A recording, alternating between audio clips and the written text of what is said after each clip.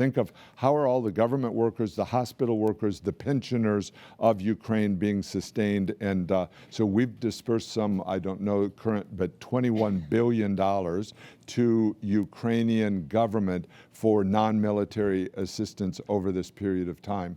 And we've also then helped chair the committees with the European Union, with the U.S., with other donors on the reconstruction effort. And so that takes, what are you going to do on the electric grid, on generators, on the roads and bridges that have been bombed purposely by Russia. And so the world is still working on where can those large amounts come from. World Bank does the most noteworthy damage assessment. So we recently came out with that, and we're talking about hundreds of billions of dollars needed just to rebuild, just to get it back to where it was. And then as you think about it going forward.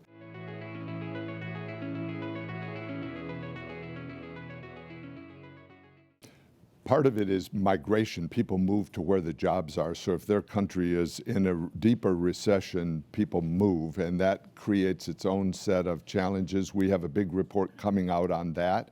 And of course, Europe and the US and other recipient countries of migrants feel those consequences. So that's one. And another is on the financial side. The government's financial deficits, fiscal deficits are ballooning.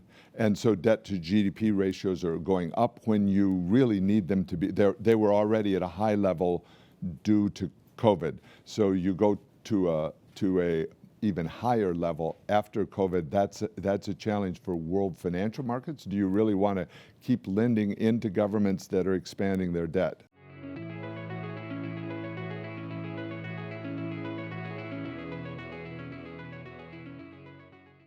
Do you think that we've moved forward in the past 5 years, or have kind of stayed the same, or moved backwards? I'm afraid our data shows the reversal in development. That means poverty is higher maybe than 5 years ago, that education and literacy problems are worse than they were 5 years ago. That's the combination of COVID and now of the high prices coming out of Russia's invasion of Ukraine. So you end up with a double whammy. We've tried to meet that from the World Bank side by big expansion of our lending, both in IBRD but also in IDA. As I described, this faster cycle that we've done for IDA has allowed 30% expansion by the World Bank, record levels of commitments that we're doing in the world, but it's a fraction of what's needed.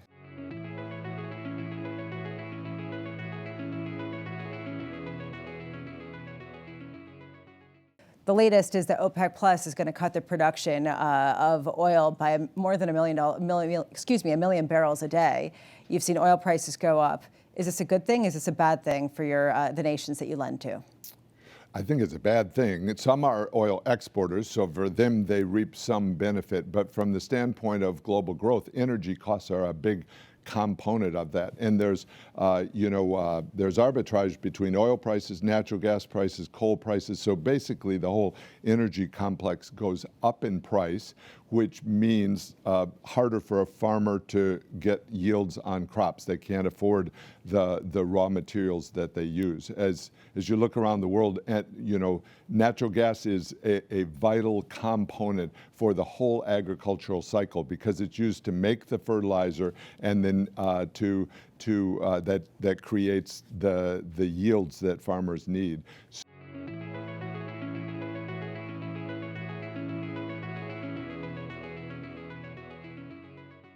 And I'm not one who's so worried about the dollar, the U.S. preserving the reserve status of the dollar. You earn that by dependability and by how fast can you trade the currency. The efficiency of markets is critical, and the U.S. still has dominance in that. Now, but that's certainly what's under question marks from from blockchain kinds of currencies. The Chinese currency is now part of the SDR, so it's got the potential to grow as a reserve currency.